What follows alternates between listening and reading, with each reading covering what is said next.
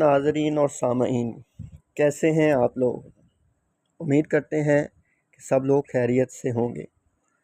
तो नाज़रीन और सामईन, पोर्नोग्राफ़ी का जो मसला है वो तो बहुत ज़्यादा शिद्दत इख्तियार करता जा रहा है और ये एक ऐसा जाल बनता है कि जो शख्स भी एक बार इस जाल में फंसता है उसके लिए निकलना इंतहाई मुश्किल, नामुमकिन नहीं, मुश्किल ज़रूर होता है। उसको थेरापिस्ट की भी हेल्प लेना पड़ती है और लेकिन अब ये मसला है ऐसा कि बंदा किसी को बता भी नहीं सकता, किसी से शेयर भी नहीं कर सकता और अंदर ही अंदर गिल्ट लिए, शेम साइकिल लिए, सोशल एंग्जाइटी से बेचारा मारा हुआ फिरता रहता है। ऐसे शख्स को ख़ुदकुशी के ख्यालात भी आना शुरू हो जाते हैं। तो इस जाल से निकलने के लिए मैं हाज़िर हूँ, मैं आपकी खिदमत के लिए हाज़िर हूँ। मैं इंशाअल्लाह आपकी मदद दोबारा से हाज़िर हुआ हूँ क्योंकि मैंने आज से तकरीबन कोई 3-4 साल पहले पोर्नोग्राफ़ी की एडिक्शन के ऊपर जो है वो लेक्चर्स या वीडियोज़ रिकॉर्ड की थी, तो लोगों के काफ़ी अच्छे फ़ीडबैक आना शुरू हुए थे और अभी तक आ रहे हैं। तो मैंने सोचा कि इसको मैंने डिसकंटिन्यू करके गलती की है, तो क्यों ना दोबारा इसको कंटिन्यू किया जाए। तो ज़्यादातर मसला ये हमारे जो इंडिया और पाकिस्तान के ममालिक हैं इनमें ज़्यादा अरूज पे है। मसला यहाँ पे इसलिए ज़्यादा अरूज पे है कि यहाँ पे उस तरह से अभी कोई रिसर्च नहीं है जिस तरह से हमारे यूरोपियन कंट्रीज़ में रिसर्च है। वहाँ पे थेरापिस्ट भी मौजूद हैं जो कि लोगों को गाइड भी करते हैं और उनको इस एडिक्शन से बाहर भी निकालते हैं।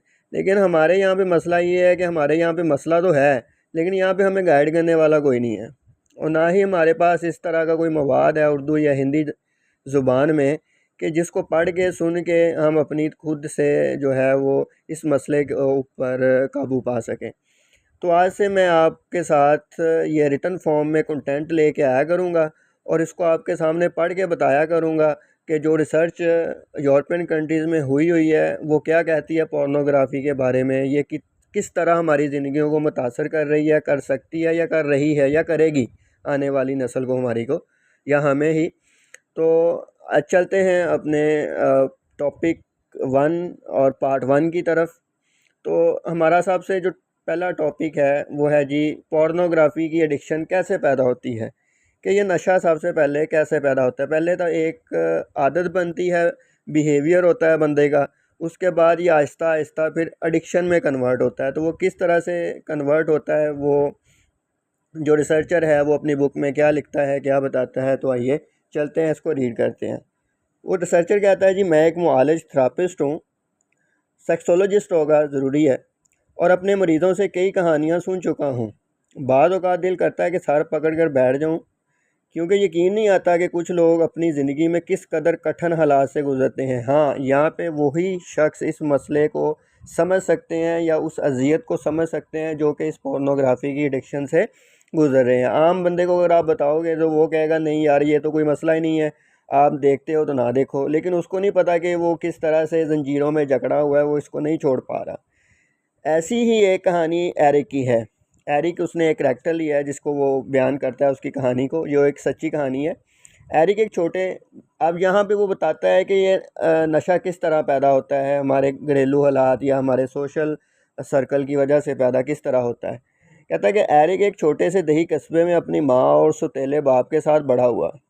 सिर्फ 4 साल की उम्र में ही इसे याद है कि घर में रोज़ झगड़े और लड़ाइयाँ होती थी। ये लाजमी नहीं है कि हर एक के साथ ऐसा हो, लेकिन मोस्टली लोगों के साथ ऐसा हो सकता है और भी बहुत सी वजूहत हो सकती हैं इस एडिक्शन में जाने के लिए। इसका सौतेला बाप फहाशी रसाले यानी कि पोर्नोग्राफिक मैगज़ीन्स को घर में हर जगह फैला कर रखता था और उसकी माँ हर वक्त एरिक को उनसे दूर रखने की कोशिश करती थी। ज़ाहिर माँ थी, उसकी तो यही कोशिश होगी कि मेरा बच्चा जो है वो इस तरह के मवाद की तरफ ना जाए, मगर वो कामयाब ना हो पाती। ज़ाहिर है घर में अगर रसाले हर तरफ बिखरे हुए हैं तो बच्चे की तो नज़र पड़ ही जाती है। वो रसाले हर जगह मौजूद थे। घर में लड़ाई झगड़े बढ़ते गए तो एरिक को इन रसालों में सुकून और खुशी महसूस होने लगी। ज़ाहिर है एक बच्चा है, वो जवानी की तरफ जा रहा है, तो जब वो इस तरह का मटेरियल या कंटेंट देखेगा तो उसको खुशी तो महसूस होगी और ज़ाहिर है उसके दिमाग में जो है वो डोपामिन रिलीज़ होगा जो कि एक खुशी वाला केमिकल है, तो उसे खुशी महसूस होगी। जब भी वो उदास या अकेला होता तो ये रसाले उसका सहारा बन जाते। वो उसके लिए एक महफूज पनाहगाह बन गए। यानी जब भी उसको घर में लड़ाई होती, झगड़े होते, वो उन रसालों की तरफ जाता, उनको देखता और उसे सुकून महसूस होता। जब उसकी माँ और सुतेला बाप और वो अपने बेटे को गाली गलौज या मारपीट से बचाना चाहती, तो वो खुद एरिक को एक फहश रसाला पकड़ा देती, यानी पोर्नोग्राफिक जो रसाला था वो पकड़ा देती थी कि बच्चे ये लो पढ़ो, तुम लड़ाई की तरफ तुम्हारा ध्यान जो है वो ना जाए, ताकि लड़ाई से वो अलग रहे। अनजाने में उसने एरिक को जहन में ये बात बैठा दी कि उनके रसालों में सुकून और हिफाजत है। आहिस्ता आहिस्ता एरिक एरिक के जहन में खुद ही ये बैठना शुरू हो गया जी, अच्छा ये रसाले हैं, इनको मैं देखता हूँ तो घर के जो मसले मसाइल हैं उनसे दूर रहने के लिए यहाँ पे मुझे सुकून मिलता है, तो चलो मैं इनको देख लेता हूँ। तो कुछ ही वक्त में एरिक ने ये आदत अपना ली। ज़ाहिर है बच्चा जब घर में हर वक्त लड़ाई होगी तो वो उसी चीज़ की तरफ जाएगा ना जब उसे सुकून, जहाँ पे उसे सुकून मिलेगा। कि जब भी वो अकेला या उदास होता तो वो उन रसालों की तरफ रुजू करता। ठीक हो गया।